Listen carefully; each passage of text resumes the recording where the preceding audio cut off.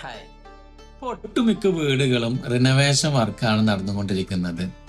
വീടിൻ്റെ ഭംഗി പുതിയ കൺസെപ്റ്റിലേക്ക് മാറ്റി കൊളോണിയൽ ആയിട്ടുള്ള സ്റ്റൈലുകളും ക്ലാസിക്കൽ ഡിസൈനുകളും അതുപോലെ തന്നെ അറബിക് ഡിസൈനുകളൊക്കെ കൂടിയിട്ട് ഒരു ഡിസൈനാണ് ഇപ്പോൾ എല്ലാവരും ചൂസ് ചെയ്യുന്നത്.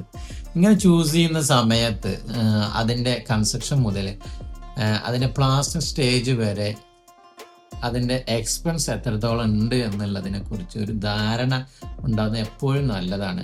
കാരണം ആർക്കിടെക്ചറൽ ഡീറ്റെയിലിംഗ് വരുന്ന ഈ ക്ലാസിക്കൽ വർക്ക്, കൊളോണിയൽ വർക്ക് എന്നൊക്കെ പറയുന്നത് പ്ലാസ്റ്ററിങ് കോസ്റ്റ് അത്രത്തോളം സാധാരണ പ്ലാസ്റ്ററിങ്ങിനെക്കാട്ടിലും ഒത്തിരി കൂടുതലായിട്ടാണ് വരുന്നത്.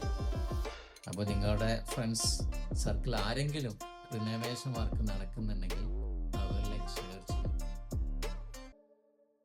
ഹായ്. ഇപ്പോൾ ഒട്ടുമിക്ക വീടുകളും റിനോവേഷൻ വർക്കാണ് നടന്നുകൊണ്ടിരിക്കുന്നത്.